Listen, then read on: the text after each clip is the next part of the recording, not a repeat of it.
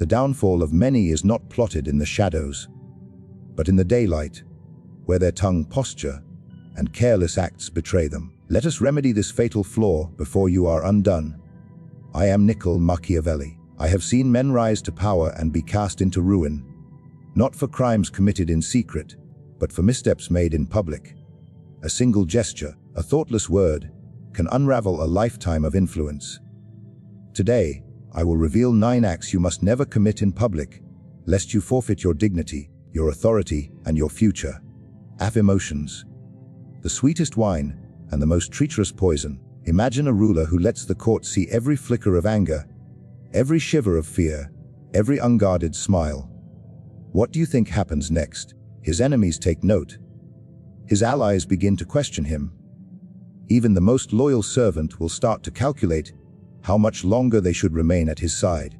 When you bare your soul before the crowd, you give them a map to your weaknesses, and I assure you, someone will use it. When you are joyous in public, your rivals learn what to promise you in order to lead you by the nose. When you are sorrowful in public, they learn where to strike to break you completely. And when you are enraged before witnesses, you show not strength, but the loss of control. A fatal flaw for any who seek influence. Do you think the crowd admires honesty in such moments? No. They admire restraint. They admire the one who can stand before storms with an expression as unreadable as marble. Consider the hawk circling above the field. It does not cry out to tell the rabbit it is coming. It glides silently, patiently, revealing nothing until the talons strike. This is how you must handle your emotions. Smile when you must, but never so much that your ambition can be read in your teeth. Show concern only when it serves your purpose, and never let pity or rage drive you to words that were not measured first. In the marketplace, you may see men and women shouting in anger over coins, or laughing foolishly with friends, until they lose track of their surroundings. They believe themselves free. They believe the public space is their sanctuary, but the keen observer, your future rival, will mark every outburst, every slip of tongue, every hint of desire, and file it away for the day it can be used. Remember, this control is not the absence of feeling. It is the discipline to keep the feeling in chains until the moment you decide to release it. Even the most faithful friend is capable of betrayal, should the wind change. And when that day comes, what they remember about your fears, your passions, and your hidden desires will be their weapon of choice. The wise man does not let the world carry such ammunition against him. To move through public life with influence and safety, you must master the art of appearing calm while storms rage unseen within.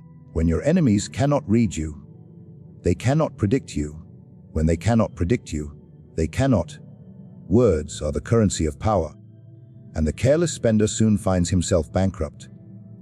Many believe that speech is a right to be exercised freely, as one might breathe without thought. But I tell you, speech is not air, it is a weapon. And like any weapon, it can wound the wielder if handled without precision. When a man speaks without strategy, he arms his enemies, enlightens his rivals, and reveals the very paths by which he may be defeated. Picture the public square, filled with eager ears and sharpened eyes.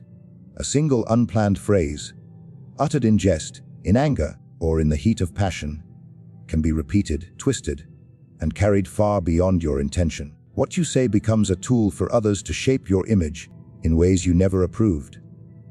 One careless confession, and the tale grows beyond your control. You may think you have spoken harmlessly, but in politics, in business, even in the court of daily life, there is no harmless word. Every utterance carries a consequence, and the wise man ensures it serves him rather than sabotages him.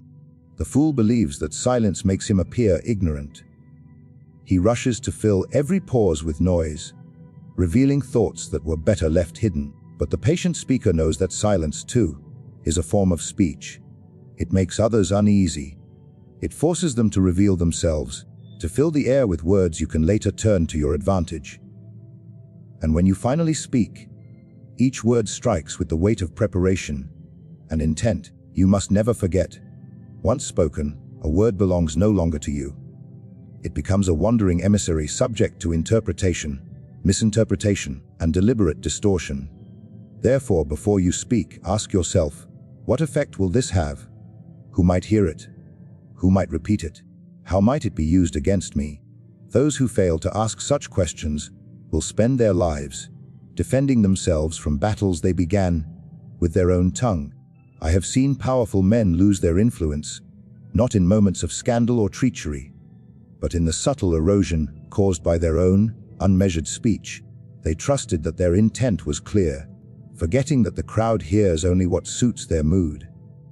In the arena of public life, language is a chess game. Every sentence is a move, and every move should be made with the endgame in mind. A tongue without strategy is a sword without a hilt. Dangerous to the enemy, yes, but often, in the theater of public life, strength is not merely possessed. It must be displayed, constantly, relentlessly, even when your bones ache and your mind longs for rest. To show weakness in public is to spill blood into the water, and make no mistake, there are always sharks nearby. The crowd may smile at you, nod at you, even offer words of sympathy, but beneath their polite expressions, they are measuring you. They are asking themselves whether you are worth following or worth replacing. I have seen rulers undone, not by defeat on the battlefield, but by the slow drip of perceived frailty. A limp noticed by a rival, a trembling hand caught by a courtier, a single moment of exhaustion on the balcony where the people could see. From that instant forward, the image of invincibility begins to crumble. Once people suspect you are vulnerable, they begin to imagine life without you. And once they imagine it, they begin to prepare for it. You may think that honesty about your wariness will inspire empathy. Perhaps in private, it may. But in public, it is a gamble you cannot afford. Those who wish you well may be moved, but those who covet your position will be emboldened. A general who lets his troops see his doubt will soon find that doubt reflected in their faces. A leader who appears drained before his people gives silent permission for unrest to grow. Even in the smallest circles of influence, whether in the market, the tavern, or the council chamber, your posture, your tone, your very presence must project capability. If you are tired, let your stride remain steady. If you are ill, let your voice remain firm. The mask of vitality is not a lie. It is a shield, and it must never be lowered in front of those who could use its absence to strike at you. Remember, this fatigue is inevitable. Weakness is human, but the display of it is a choice. And in the public eye, choice is everything. The world will rarely attack the strong directly. It waits, instead, for the moment they falter, for the instant when their shoulders sag or their eyes dim. That is when the daggers come out, quietly at first, then all at once. If you must fall, do so behind closed doors. If you must rest, let it be in shadows. The moment the crowd sees you stumble, they will begin to wonder if you can. Power is not merely about strength. It is about the perception of strength, and nothing invites ruin faster than striking at authority without first weighing the ground upon which you stand. Many, in a rush of pride or righteous anger, believe that public defiance will crown them with glory. They imagine the crowd will cheer, that allies will rally to their side, and that the mighty will tremble at their courage. But more often, such defiance is the roar of a man who has already stepped into the lion's den without a weapon. Authority, whether in the form of a ruler, a commander, a master of commerce, or even the subtle hierarchy of a social circle, exists to preserve itself. Those who hold it have already built networks of influence, alliances, and silent enforcers whose loyalty was purchased long before you considered your rebellion. To challenge them openly without strategy is not bravery. It is an announcement of your own destruction. In public, the act is even more perilous. There, the authority you strike against will not hesitate to make an example of you. They cannot afford to appear weak in the eyes of their followers, and so they will crush you swiftly, not out of personal hatred, but as a warning to all others who might dare. You will not simply lose the contest. You will be made into a spectacle of loss. Consider instead the man who wishes to shift the balance of power, but does so with patience. He learns the habits of the authority he would oppose. He maps their allies and their enemies. He studies the moments when they are least guarded, the cracks in their armor that the crowd cannot yet see. Then, when the blow comes, it is not an impulsive swing but a precise strike, one that cannot be easily answered, one that leaves the authority staggered without the chance to retaliate. In the open square, a reckless challenger is the entertainment of the day, the fool who makes noise but changes nothing. In the quiet corridors of planning, a patient adversary is the shadow that reshapes the order of the realm. Those who confuse noise with influence believe they are striking the throne when, in truth, they are only striking at their own legs. Authority is like stone. It is broken not by shouting at it, but by knowing exactly where to place the chisel, and when the hammer should. Pleasure is a cunning seducer. It comes dressed as a reward for your labor, a harmless moment of indulgence, a brief surrender to comfort. But in public, that indulgence becomes a performance, one that your rivals will watch with keen interest and your followers will remember long after the music stops. To eat too greedily, to drink too deeply, to laugh too loudly at the feast, these things speak not of a man in control, but of a man mastered by his appetites. And a man mastered by his appetites can be mastered by anyone who can feed them.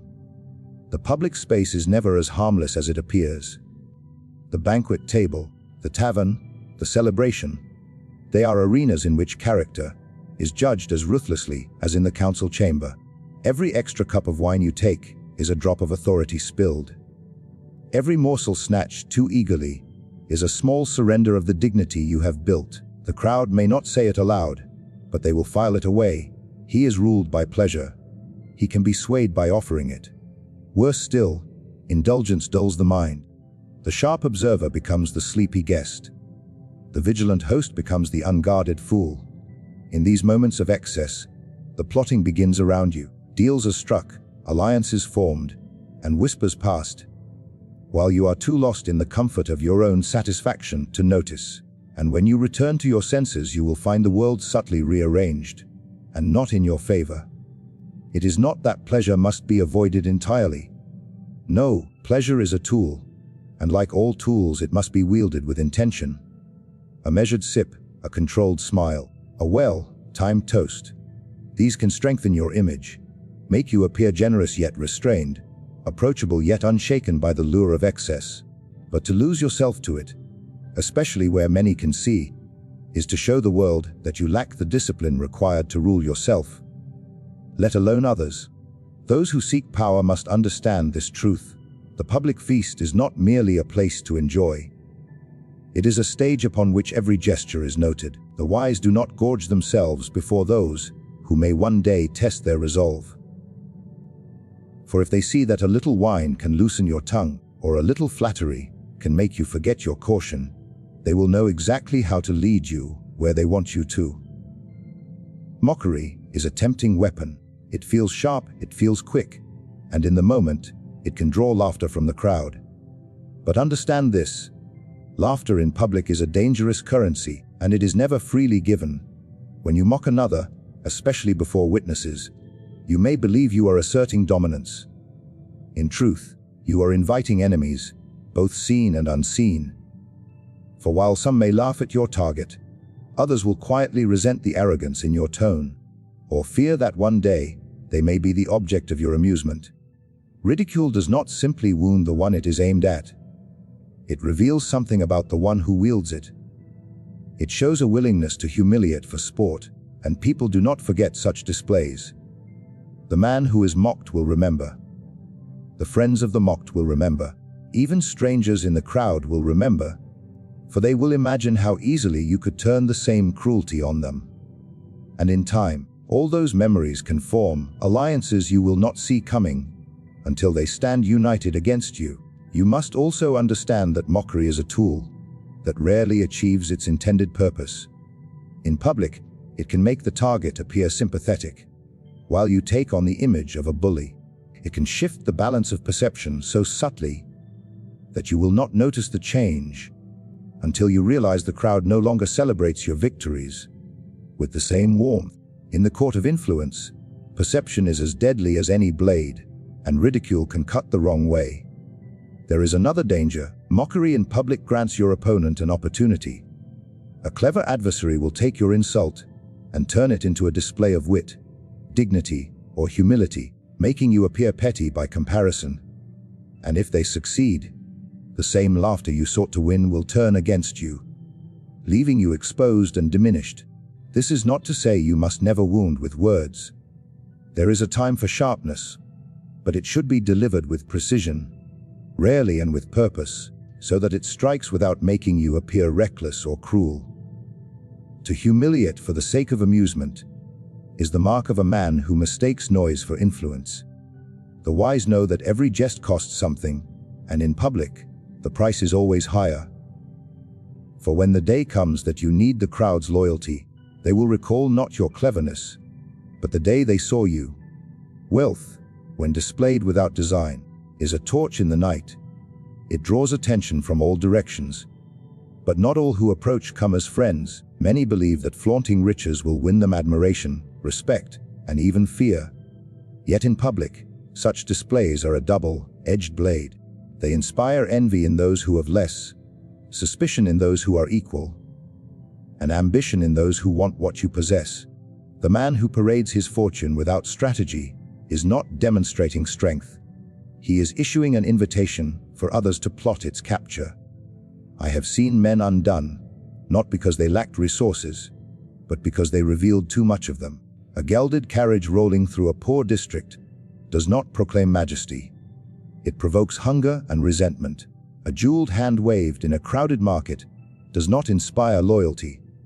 It whispers to the desperate that such treasures could be theirs, if only they dared to take them. The wise ruler understands that wealth's greatest power lies not in its display, but in the uncertainty of its measure. Let others wonder how much you truly possess. Their uncertainty will keep them cautious. When wealth is shown, it must serve a purpose. If you must display it, let it be as a symbol to strengthen alliances, to reward loyalty, to inspire confidence in your ability to provide. Let the banquet be grand, but let it also feed the influential. Let the gift be costly, but let it also bind the receiver to your cause. Every coin spent or jewel worn should move the pieces on the board in your favor. Anything else is vanity, and vanity is a luxury the powerful cannot afford. Public life is filled with watchers, some with admiration, others with calculation. The merchant who measures your garments is also measuring your profits. The rival who studies your rings is also studying the path to surpass you. The more they believe they understand the extent of your wealth, the easier it becomes for them to devise means to drain it or undermine you. There is another danger. Excess can make you appear detached from the struggles of the common man, breeding quiet hostility among those whose voices, combined, can topple even the richest throne. The more you flaunt without giving purpose to your display, the more you create the illusion that you live above the rules that bind others. And when the day comes that fortune shifts, those same people will recall the feasts, the silks, the jewels, and take satisfaction in watching you. Quarrels in private can be settled with dignity, but quarrels in public are trials played out before a jury you did not choose and cannot control. The moment you raise your voice in the open, you hand your reputation to the crowd, and they will judge you not by the truth of your cause, but by the spectacle of your behavior. Public disputes do not simply resolve disagreements. They brand the participants, marking them as impulsive, unmeasured, and unable to contain their tempers when watched. In the court of influence, perception is the currency, and nothing spends it faster than a loss of composure under the eyes of many.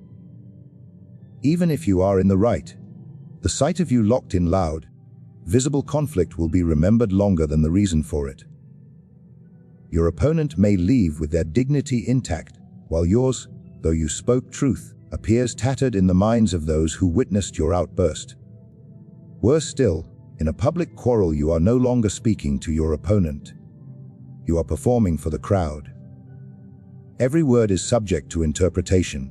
Every gesture is open to distortion. A clever rival will use the moment to provoke you further, drawing you into saying something rash or revealing more than you intended. And once the words are spoken, they are no longer yours. They belong to the whispers, the gossip, and the retelling. Do not imagine that a public victory in such a quarrel leaves you stronger. Even if you appear to win, you have shown your willingness to be drawn into petty conflict, where all could see. Those who respect strength will now question your discipline. Those who envy you will take note of how easily you can be baited. Every display of temper or ego in the public square is a map for future manipulation. The wise man chooses his battleground with care, and the public stage is rarely the place for such a contest. A quarrel resolved in private can strengthen your position without exposing the weaknesses of either side. But once the dispute is aired where many can watch, you cannot control how the story will spread, nor who will seize upon it for their own advantage. The echoes of a public fight last far longer than the moment itself, and each retelling shapes you in ways you may not be able to. Power moves in silence. Every plan, every ambition, every carefully crafted step toward your goal is most vulnerable in its infancy. Yet many cannot resist the urge to speak of what they intend to do. They believe that sharing their designs will win them admiration, support, or validation. But in truth, revealing a plan too early invites sabotage, interference, and resistance before you have even set it into motion. Words, once spoken, cannot be recalled. They travel faster than you do, reaching ears you never intended. A plan kept secret is like a fortress whose gates remain closed, impregnable to those who do not even know where it stands. But once revealed, it becomes a target. Your rivals will study it, look for weaknesses, and strike at it before you can fortify it. Even those who seem to wish you well may, through carelessness or misplaced confidence, speak of it to others. And soon, your idea no longer belongs to you. It belongs to the whispers of the crowd, where it can be reshaped, stolen, or crushed. In public, the danger grows sharper. The moment you speak of your intentions before many, you create an expectation. Every delay, every obstacle, every adjustment you must make will be judged by those who remember your promise. They will measure you not by the complexity of the challenge, but by the speed with which you deliver. If you fail, or even seem to falter, the same audience that once nodded in approval will quietly question your capability. There is another peril. By revealing your plan too soon, you may inspire others to act upon it before you are ready. A rival may take your idea, move faster, and claim the fruits of your vision as their own. The world is filled with those who lack the imagination to conceive, but have the cunning to copy. They will wear your ambitions as their armor and use your own brilliance against you. The greatest moves are made under a cloak of ordinary action, so that when they are revealed, it is too late for anyone to stop them. Let your enemies remain uncertain, your allies pleasantly surprised, and your rivals forever one step behind.